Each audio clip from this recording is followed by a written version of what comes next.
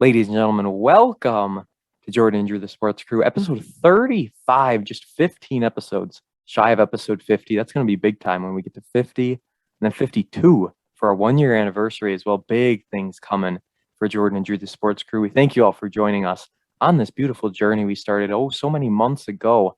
I'm Jordon Lawrenz, joined alongside the one and only Drew Skyberg. Drew, fresh off a Packer game that we'll get into, but other than that, how are you? I'm doing great. It was a good weekend here in Milwaukee, and now we have to talk some sports, so it gets even better. There's nothing better than talking sports. I mean, this is our life at this point, and it's a good one at that. Don't forget our YouTube, Jordan and Drew, the Sports Crew, Instagram, Jordan Drew _Sports Crew, Facebook, Jordan and Drew, the Sports Crew.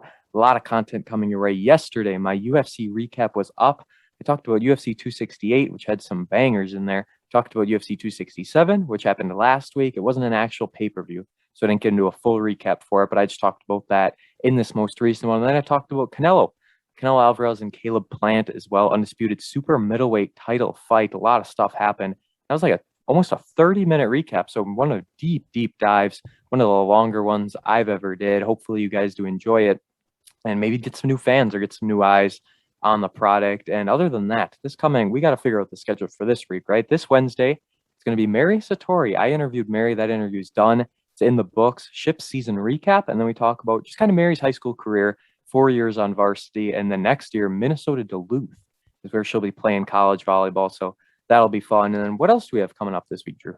So Friday, you might have a cross-country recap coming your way, and it's going to be kind of like a cross-country special. And we're going to interview some participants who actually ran at the state meet October 30th. So at Wisconsin Rapids. So that'll be a great episode if you want to listen to that. And then we also might have maybe a fantasy football episode coming your way very soon. I mean, that was supposed to be done weeks ago. It's just, we've been so busy. Yeah. We've had 3 or 4 episode weeks and it just hasn't fit in the schedule. So we're hoping to really air that very soon. And it'll be up to date, of course, with the fantasy from the week prior. So it won't be anything really outdated. So that'll be a fun listen as well. But we just have a lot of good stuff planned. Yeah, absolutely. There's a ton coming up for the Sports Crew and our hoodies as well. We're hoping it said guaranteed delivery date of November 18th. That's 10 days from now, or if you're listening on Monday when this drops. So we'll have to see. You never know, but let's give our shout out of the week. Howard's Grove, how about it? Brett Damrow came on the podcast just mere weeks ago. Now his team has won state. I believe it was a three-peat. They said they beat Oconto in the semifinals. This was back on Friday, 25-8, 26-24, 25-11, not even close in that semifinal, and then defeating Lake Country Lutheran, the number 2 seed. Howard Grove gets the job done, 25-23, 25-15, and 25-17. So, Drew, I mean, obviously we weren't there, didn't get to watch these games. You got to pay for them, which kind of sucks. I think they used to be on TV, but now they kind of switched things. So sadly, we didn't end up paying, didn't watch the games, but that's huge for Lutheran, or not Lutheran. Lutheran lost to Howard's Grove. Huge for Howard's Grove, winning state again. Yeah, I actually wish Brett Damrow good luck before the state championship game. So I hope my luck is what kind of put them over the top there. But it's a lot. Congrats to that Howard's Grove team. I mean, Brett Damrow, he puts in a lot of work. He came on to talk about it. He's a great guest, and we want to actually have him on again after state game or after state. And I mean, he agreed to it. So we'll see if we'll have that coming your way very soon as well. So be on the lookout for that. Can't wait to hear his thoughts on the whole state experience and everything. Now they actually got a normal season back under their belt, and Oconomowoc did beat Appleton North, swept them. So the team that defeated the Ships in 3 sets ends up winning it all. Same thing with what happened with the Brewers, lose to the Braves. Braves win it all. So really no shame in losing there. And speaking of our stats of the week, World Series related. So there's only 3 of them, but all 3 are related to this World Series. And let's start with the Braves team, the aforementioned Atlanta Braves. They were 44-45 at the All-Star break, 1 game under 500. They join the 1964 Cardinals as the only teams to go from a losing record at the All-Star break to World Series champs. So just commitment there with the squad. I mean, obviously losing some guys early in the year, and here they are, end up winning it all. Max Fried, star pitcher for the team. He's the first since Brett Saberhagen in 85 with 6 scoreless innings pitched and no walks in a potential World Series clincher. I mean, Drew, Max Fried, he was just an absolute stud throughout the whole series. He really was. And we saw him in the NLDS, I believe, at Milwaukee, or it might have been, I think it was, for game 2. But he was, sure. he pitched very well this whole postseason. Guys like him and Matzik, and I don't even know, like everyone on that team. I mean, some of those guys pitched over their head, you might say, but like they came up when they needed to, and it just really showed for this Atlanta Braves team. And speaking of another man that really stepped up, Freddie Freeman, the man who single-handedly ended the Brewers season, he has now finally ended a streak of his. He was third in a group for players for the most seasons with a single team before winning a World Series. He spent 12 seasons with these Braves before they finally got the job done. Only players above him, Clayton Kershaw, 13 seasons, and Ryan Zimmerman with 15 seasons. So Freddie Freeman now finally gets the job done. And anything else, or are we going to save the rest of our World Series talk? Let's save the rest of the World Series talk. Good idea. Let's move to on this day, November 8th, 2021 is our date today. Not a whole lot, but I got 5 things I was able to pick out on this day in 1970. They're all pretty recent. Tom Dempsey of the Saints kicks a record 63-yard field goal. So this one kind of threw me because I didn't even realize they were kicking field goals of this range back in the day. Like 63 yards, that's a long time for being in 1970. Yeah, and now, I mean, what's the record? 67? It's something. 66, I think, Tucker 60, hit. 66, yeah. Yeah, but I mean, 63 back in 1970, I was very surprised to see that. So a little hockey here on the day, 1991. Paul Coffey set a defenseman scoring mark with his 311th goal. So certainly a lot there for a defenseman in the National Hockey League. Let's go 3 years later. On this day, 1994, the Cavaliers play their first game at the Gund Arena, losing to the Rockets just by 2 points, 198. Let's go 3 more years ahead of time. On this day, 1977, the Tampa Bay Devil Rays named their first manager, Larry Rothschild. So the Devil Rays, did they just remove devil and now they're normal? Or in the mid 2000s that was done. Okay. I don't know the exact reason why. They kind of did like some rebranding with the logo and whatnot. So that was a part of it. Okay, interesting. I like the Devil Rays, but it also kind of sounds like a AAA or AA name. Doesn't sound a whole lot professional. So on this day in 2008, the 18th college football holy war as Boston College shut out Notre Dame 17-0. That game at Chestnut Hill. Boston College, huge win over the Fighting Irish. So that's all we got now. It's going to be a jam-packed weekly sports talk segment. We get to talk some Packers, but before we do it, Stamps.com, finally a formal transition to the ad, and here we go. That ad will be airing right now. Since 1998, Stamps.com has been an indispensable tool for nearly 1 million businesses. Stamps.com brings the services of the U.S. Postal Service and UPS shipping right to your computer. Whether you're an office sending invoices, a side hustle on Etsy, or a full-blown warehouse shipping out orders, Stamps.com will make your life easier. All you need is a computer and standard printer. That's it. No special supplies or equipment, and within minutes, you're up and running, printing official postage for any letter, any package, anywhere you want to send.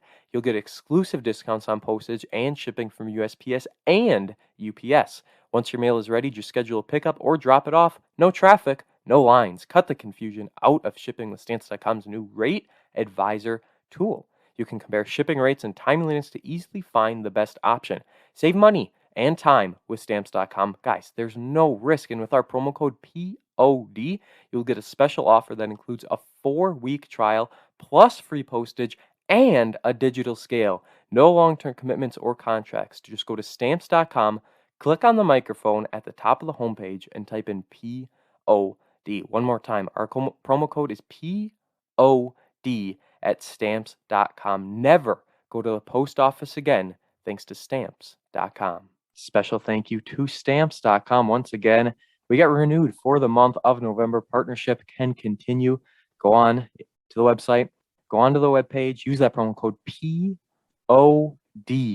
at Stamps.com. So we thank you, Stamps.com, for the partnership. Podgo is rebranding, so we'll have to figure out if we can. I'm assuming we'll be able to keep airing it throughout the month. I don't think that'll get a whole lot affected, but we'll have to see. You never know. So, Drew, it's in your hands once again. What are we going to talk about first? We just watched the Packers. We were talking about the World Series just a few minutes ago, so it's in your hands. I mean, we got Badgers, we got Bucks. Let's go right to baseball. Let's just get it done. I mean, season's done. Let's talk about it. Yeah, the season has come and gone, and we waited, and thankfully we did, because the series didn't actually end on that Sunday we were recording last week. So 6 games it goes, 6-2 win for the Braves, 7-2 win for the Astros. We're all tied up at 1-1 in the series.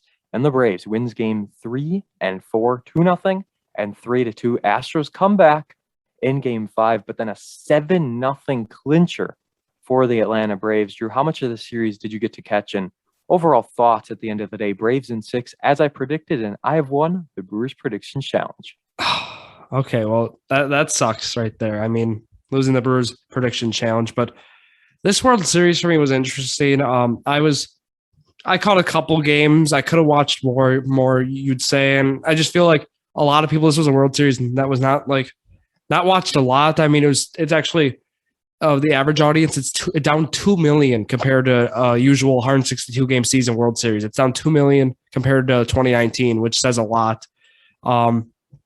And just the World Series overall, I mean, there's some good games in there, some close ones, but there's also some stinkers like game 6. I mean, it's kind of tough to those are tough games to watch, especially in the World Series, but it's great for this Atlanta Braves team. I mean, the guys who showed up big this World Series or in the postseason in general for the Atlanta Braves, guys like Eddie Rosario, who came from the Indians at the trade deadline, or a guy like Adam Duvall, who came from the Marlins at the deadline, or even like Jorge Soler, their leadoff hitter, with that home run even to start game 1 off the first at bat. And that's just guys, their whole outfield, they practically redid their outfield. The Atlanta Braves front office made the move to redo the outfield, get some guys at the deadline, and that's really what put this team over the edge. And that just shows how valuable the deadline is. And I mean, yeah, Freddy Freeman, like we mentioned in the stats of the week, finally a World Series champion, but they're going to have to pay up now because they did not offer an extent, or he was not extended at all in prior years. So they're going to have to pay him for free agency, and he's going to be, I'm sure he'll come back, but he'll be making a lot of money now. So, I mean, that's a bummer there for the Braves front office after all these great trades they've made, even with Jock Peterson. I mean, didn't mention him. I mean, didn't really come up that big other than the NLDS, but just this Braves team, Tyler Matzik, like I said, also pitching, we mentioned Max Fried, Ian Anderson, those guys. Just a great performance for the Atlanta Braves in the postseason. It compares very well to that 2019 Nationals team. Gets hot at the right time, wins the World Series. Would you agree with that? Oh, absolutely. And I think the Braves just had such a better rotation pitching-wise compared to the Astros. Really set them up over the edge. And to go back to your Freeman comment, he'll deserve every penny he makes, but certainly the Braves are going to have to give him quite a bit more money than what's happening now. And Jock Peterson, he was just a better pinch hitter in the series. Whenever they had him in the lineup, he was going like 0 for 4, 1 for 4. I mean, he wasn't really having big games when he was playing the whole 9 innings or however long they kept him in. I tried to watch, or not tried to watch, but I watched game 1 a little bit. I had it on. And then game 2 I had on. And then it was 5-1 after 2 innings. And I was like, man, how much do I really need to watch of this? You know, you can just kind of turn it off and then check back in later or keep checking your phone to see if it's a good game. Game 4 was the best game out of the bunch. It was 3-2, closest game. I mean, game 3 wasn't awful either, but it comes down to, you know, your preference also. It was a 1-0 game until the 8th inning. So if you're not a big fan of that, well, then you're not going to enjoy it. But game 6, a stinker at its finest. I mean, 7-0 clincher to win the World Series. It's good if you're a Braves fan and put up 3 runs in the 3rd and 3 in the 5th. But, I mean, who's really watching that at that point? It's 6-0 going into the bottom of the 5th inning. Like, what's the point, you know? But, yeah, it's just the teams weren't the best either. I mean, like, fan-wise, they didn't have a whole lot of big names compared to past years. And I feel like baseball's still trying to find itself since COVID, where viewership really took a hit. And now, I mean, we just got to look ahead to next year, right? Hopefully things can turn around. Yeah, and game 6 being the most viewed game, only it was basically 14 million. And usual game 6s, other than last year's COVID year, whatever, 16.4, 22.2, 23.3. It's just not the same, you know. I mean, viewership wise, and like you mentioned, I mean, like the 2 teams that like these teams got hot at the right time make it to the World Series. I mean, that's how you're going to see it in any sport, really. Teams getting hot at the right time, and just in this series, we saw a team 88 wins, 95 wins. So you're not even seeing like there was teams with 100 plus wins on both sides, and they didn't make the World Series. Which, I mean, that's sometimes how it goes. I mean, that's the postseason, but when you see teams like this in the World Series, and like the Atlanta market was actually pretty huge considering the ticket sales and just their fans, they showed up in the World Series, Jordan, and Houston as well. I mean, they always show up. They've been spoiled down in Houston, 5 straight years making a championship series or World Series. And yeah, so I don't know. I'm glad. I'm glad the Braves won, considering they were the underdog and considering they beat the Brewers. So yeah, I guess go Braves. That was my thing too. If we're gonna lose to a team, we might as well lose to a team who won it all, and we did just that. I would have loved to see a team like the Giants down in the World Series. I mean, they had such a big year, and Buster Posey's dead now, so I know you wanted to talk about him a little bit, but what a career! And all of a sudden, this year just comes out of nowhere, putting up these huge numbers. I don't have them up in front of me, but it was an insane year. Tough to see them go out so early, but Buster Posey, I mean, what's his future? Hall of Fame?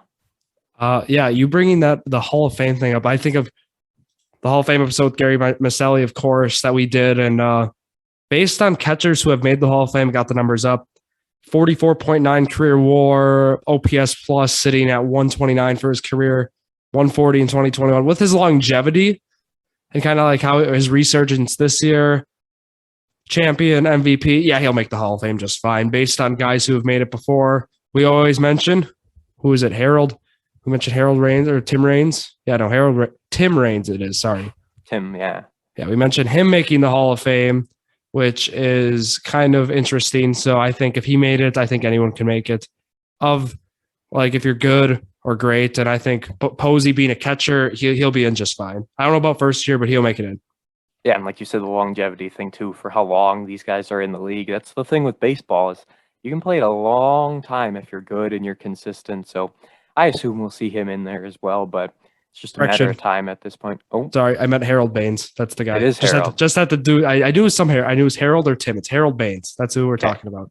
Good. We always got to be correct on here, so it's good that he made that correction. But now we'll shift to our Brewers real quick. There's a few things to talk about. JBJ, of course, is going to be back with the team. Picked up the option, and a man that didn't is Avisail Garcia. So we're without Garcia, but you said possibly there's a chance we might still get him back.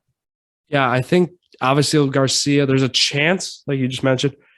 But what's going to happen, it's going to be interesting because there's a qualifying offer. They can extend him $18.4 million 1 year, which could happen there. And also, I mean, based on the season, he had a 2.9 F4, 115 was his weighted runs created plus 820 OPS. I mean, he was arguably the most consistent hitter on the Brewers this year, other than, I mean, like Willie Adames. And I actually have a fun graph up here, Jordan, of guys who, like, just like Garcia, enter free agency year based on how they performed the year prior and like contracts they got. So they compare guys, I mean, Kobe Rasmus in 2015, Josh Reddick of 2017, Nick Castellanos of 2020. And these guys, the average annual value was for Rasmus around 16, Reddick 13, Castellanos 16.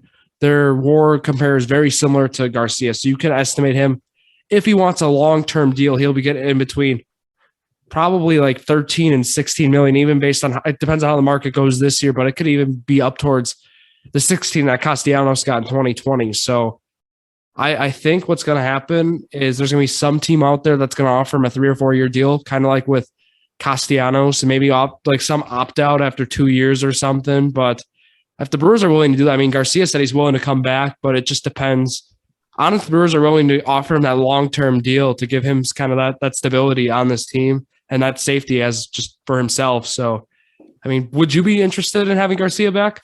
Not for 16 million though, right? I mean, that's too much, huh?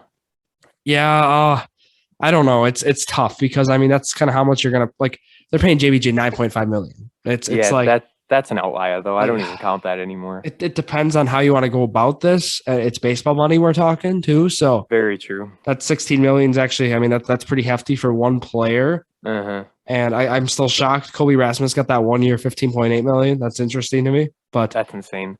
Yeah, I think Garcia, I could imagine him coming back maybe on like a one, if they offer him the qualifying offer, which I don't know if they will, for that 18.4, I think he would take it, kind of like with Yasmani Grandal, but we'll see. I mean, because I think he took it with the Dodgers once or someone, he took it with some team. But yeah, I would hope Garcia returns. I mean, I want him back as well. Oh, of course. I don't know financially if it makes sense with the Brewers, especially because the other guy I want to mention, Tyrone Taylor, would be his replacement, and that'd be the logical way to assess this is not pay Garcia, put the money somewhere else, and roll with Taylor. So I think that's going to be the solution that David Stern's in the front office with Matt Arnold as well. They're going to take, but we'll just have to wait and see. Yeah, and I don't blame them if they do take that approach. Did you see the 14 players who received their qualifying offers today? So Sunday as we're recording. I did see that. There was some shockers on there. Yes, and Clayton Kershaw not receiving one is the biggest shocker, but just a few names here real quick to go over. Nick Castellanos did indeed get it. Freddie Freeman, Robbie Ray of the Blue Jays, Corey Seager, Marcus Semien, and Trevor Story, along with Noah Syndergaard and Justin Verlander, some of the biggest names in there. So I don't know if you had anything to mention on any of these guys, but I just figured I'd bring it up. Yeah, and I saw Kershaw didn't get his, which Yeah, he did not, which is very odd. That was the surprise of many, but I mean, with injuries, it makes sense. But just kind of like his longevity and his loyalty with the Dodgers, that was what shocked me. Maybe they're working something else out, but that was an interesting one. Yeah, so we'll have to keep an eye on that for sure. We'll be talking some more baseball in the off season, but our weekly Brewer stuff, obviously now World Series, it's all come and gone. So you'll get a little baseball break, to say the least. Let's go to some Bucks now, right? From the Brewers to the Bucks. So as for this Bucks team, they get a win last Tuesday, so almost a week ago, beat the 1-8 Pistons. Not a great win, but a win nonetheless, 117-89. And then lose to the Knicks on Friday, 113-98. This was on ESPN, and it was a game that the Bucks were winning. They were up like 30-15 in the first quarter. I mean, they were dominating this. And then all of a sudden, the Knicks turn things around and get the win. And as we're recording, they trail by 6 to the Wizards with just about 2.5 minutes to go. So thoughts here for this Bucks team, under 500, might be 2 games under 500 going into the week. Yeah, that Bucks game, I was actually at the Knicks game, that Friday. Not a good game. I mean, it was great to start, but it's been a struggle with the Bucks right now. It's just tough right now. And they're down 4 right now to the Wizards as well, which is not good at all. 4-5. They're saying the hangover stuff, which we said is outlandish last week, which it still is. And just having guys out has really been the main problem. It's the same problem we talked about last week. Brook Lopez is out. Chris Middleton's out. Drew Holiday's back finally, though. But with Brook Lopez out, the Knicks were able to exploit the pain, take advantage of offensive rebounds, because there's some sets and lineups that Coach Budenholzer's running where you're going to have Bobby Portis at center, which I love Bobby, but like just doesn't work in terms of defense and defensive rebounding. So, I mean, you can get away with Giannis running the 5, but without Brook Lopez, I mean, this team's looking lost in the paint. Guys like Mitchell Robinson were taking advantage of it for the Knicks, RJ Barrett a little bit. Even Derrick Rose we saw him driving. It looked like D Rose from 2011 we were seeing on Friday night. So just not a good look for the Bucks right now defensively. And I know Coach Bud knows that, and they're going to have to make some changes. And I mean, they just got to wait for these guys to come back, and I'm still not worried. I mean, the NASA started Friday. I mean, if that puts it into perspective about how much they value these regular season games, I'm not worried. No, and it's still so early in the year, and only be 2 games down. They're 10th in the conference right now, but of the Eastern Conference, Sixers dominating at 8-2, Heat 7-2, Nets 7-3, and then you got a bunch of teams who are just over 6-3, 6-3, 6-3 for the Bulls, Knicks, and Wizards. Cavs 6-4, Raptors 6-5, and then the Hornets at 5-5 above. As for the Western, Warriors 7-1, Jazz 7-2. Mavs are sitting pretty at 6-3. Suns are still doing well, 5-3 there. I mean, then you've got the Pelicans who are 1-9, poor Zion, and the Rockets at 1-8. So, any other just general NBA comments at all so far on the season? Or are we moving on? We're moving on. And as we should, let's talk about a Badger game. Oh my goodness. So we do have to mention college basketball starting very soon. So we'll get to talk some Marquette, some Badgers, some Green Bay, some Milwaukee. I mean, we'll be talking it all. We have Patrick Baldwin Jr. coming on, hopefully very soon. But this Badger football team, my goodness, a 52-3 win over Rutgers. Only 3 points were allowed in the first quarter. Graham Mertz, 11 of 16, 240 yards, 3 touchdowns and a pick. That pick came very early on, so it doesn't count for a whole lot. And how about this in the backfield? Ches Maluzzi, 15 carries for 75 yards and a touchdown. Braylon Allen, 15 carries, 129 yards and a touchdown. I mean, Braylon Allen is just showing off. He's doing everything right on this team, and they're just talking so highly of him. Pryor had 4 catches for 72 yards. Touchdown for him, Davis, and John Chanel. 1 reception for 1 yard for him, so not bad at all. But Jake Ferguson, I still wish he was getting involved more often, but if Mertz is only throwing the ball 16 times, there's only so many receptions to go around. I mean, you got Ferguson, DK's all right too, and then Davis and Pryor. at your receiving core. It's not bad at all. And this Badger team has certainly turned things around, and they're now bowl eligible for the 20th season in a row. That's crazy. Yeah, and with that being said as well, they're tied for first, a four-way tie in the Big Ten West. It is getting wild right now in the Big Ten in general. It's always chaos in any Big Ten sport, but yeah, they're tied with it's them, Iowa, Purdue, and Minnesota, all 4-2 right now, and it's going to be a gauntlet to end the year as well. Because I mean, we play Minnesota to end the year as well with that. Yeah, that's going to decide the champ. I'm pretty sure. Yeah, but again, this 52-3 win, it was against Rutgers. I need to emphasize it was against Rutgers. I know they had a great game, but even Graham Mertz with like 11 for 16 with 3 touchdowns. But this Wisconsin team, like you said, hot, very hot right now. And yeah, Ches Malusi, though, he left the game in the third quarter with an injury, Jordan. I don't know if you knew that. Yes, he did. So non-contact there, and hopefully he'll be okay. But I mean, it's a Braylon Allen show right now, averaging 8.6 yards at a rush. And they also taped up his ankles too during the game, and they said he got like a little knocked up in practice during the week, so that's a little concerning, but I think they're both going to end up being just fine.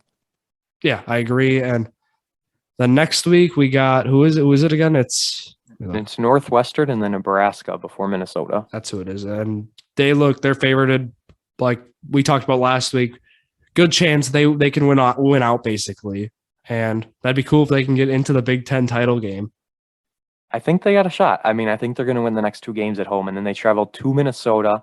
I believe that game will probably determine who wins our side of the Big Ten, because I'm sure it'll come down to us in Minnesota. Battle for the Axe, battle for the Big Ten, and hopefully we get the job done. And then I don't even know who we're going to face in the championship, but hopefully college football is just kind of a mess right now. Like, there's so many top teams losing, and I absolutely love it. Like, all of the bigger names, besides, like, you have your Cincinnati who got screwed out of getting into the top 4, but at this point in the year, it doesn't matter, right? Like, they're just giving the rankings at this point. Georgia and Alabama still sitting pretty at 1 and 2. Michigan State, number 3. They lost to Purdue 40-29. So Michigan State is definitely going to crawl down. Ohio State got another win, so they're going to be just fine. Michigan got another win as well. 8-1 Michigan, ranked number 7. They'll be moving up. And then some other teams. Number 12 Baylor lost to TCU by 2 points. Number 13 Auburn lost 20-3 to number 14 Texas A&M. But when you're just looking at top seeds losing, number 17 Mississippi State, number 18 Kentucky, both of them lost as well. They both lost by 3 points actually.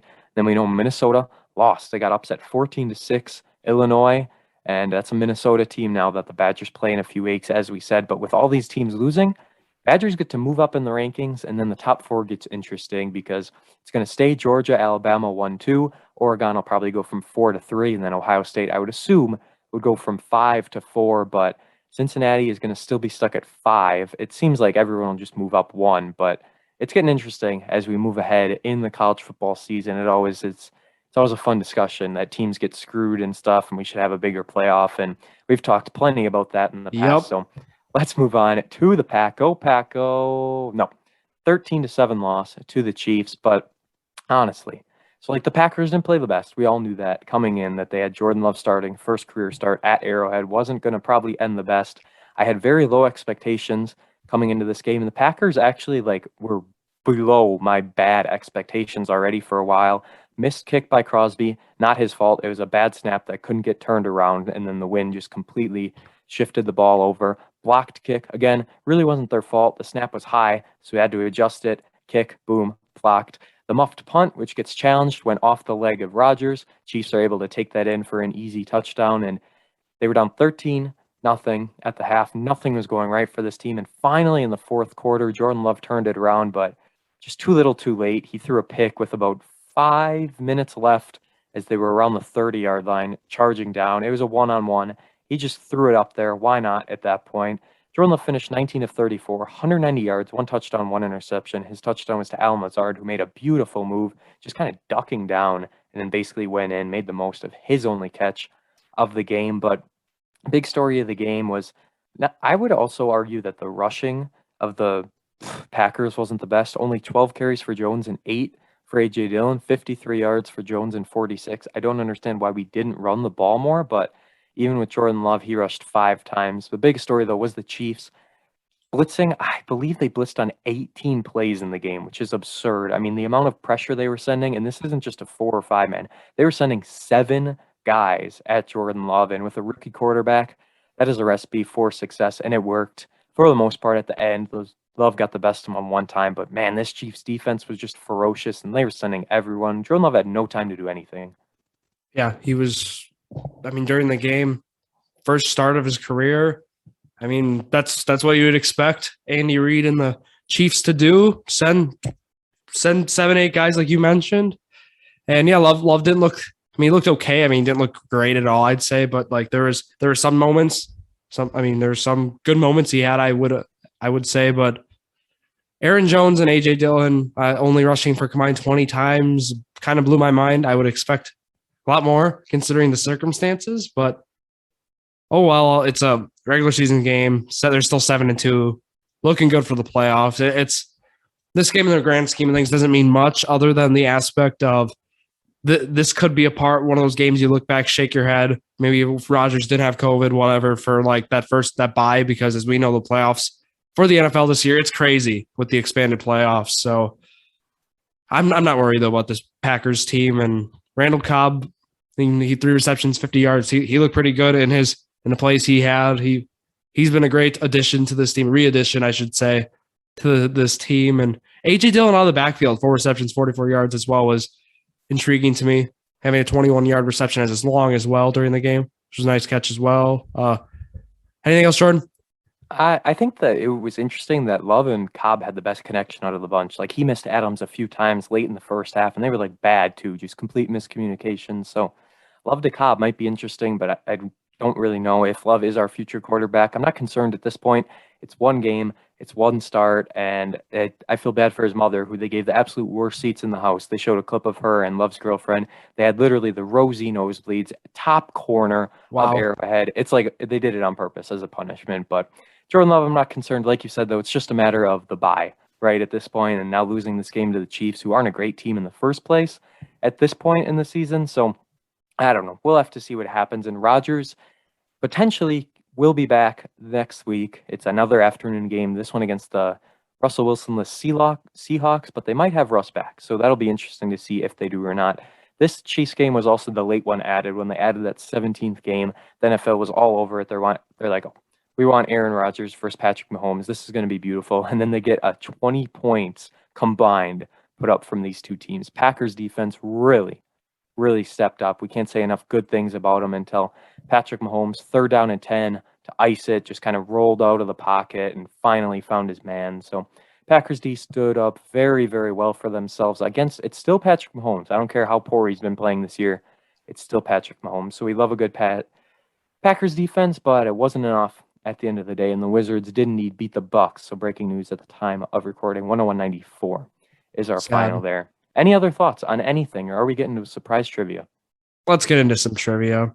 So this is not our final trivia. There would be no need to spin the wheel anyways. We all know what trivia would be this week. However, I had one more slot to throw in a random bit of trivia. We're at 40 combined points right now. You're a beautiful 30 out of 40. College Bowl games will be next week or the week after, depends on what we do for our episode 36. And here we are today. Trivia. EWC regular season. So I did a EWC I thought trivia. This was going to be. Yep. Because I was going to do this with Robert. I was going to riddle off some questions with him. That would have been interesting. Okay. I figured you were. There are some tough ones in here, but I think you can get it done. We did an EWC trivia in September, and now we're doing a season finale one just to put a bow on the season. Listen to that episode with Robert if you haven't already. Full disclosure, I actually didn't listen to it yet. I will listen to it either today or tomorrow, I promise, but I will get it done. And here we go. Brilliant. Defeated KLC by how many points to win the conference championship? Shoot. I go blank here. It was close. It was like 6. It was 3. 21-18 was the score of that game. So going blank on the first one. This next question is going to be, like I said, these are tricky though. I didn't want it to be easy. So here we go. Number 2. How many quarterbacks threw for over 1,000 yards? I think it was 3. It was 3. Do you think you can name them? I can. Yeah, I'll name them. It's Breckheimer, Michael, and Klinker. Yes, indeed. Klinker at 1,074, Breckheimer 1,099, then Robbie Michael 2,596. So just to put in perspective how much, not better, but how many more yards Robbie Michael threw for. Next question. 1 of 2 so far. Jace Mathias finished with how many more rushing yards than Robbie Michael? Was it 227, 352, or an even 500? I like the 227. It's actually 500, whether you believe it or not. Yes. So Chase Mathias finished with 2,040, and then Robbie Michael 1,540. Oh, so I thought it was going to be closer as well. But here we go. Next question: true or false? This is a fun one. Roncalli didn't score a single point in the first quarter of the season. Is that true or false? That's false. I think they scored against New Holstein. It's actually true. They did not score in the first quarter. This is kind of pathetic, though, here. In the second quarter, they scored 20 points. In the third quarter, they only scored 6 points, but then they scored 30 in the fourth quarter. Against backups.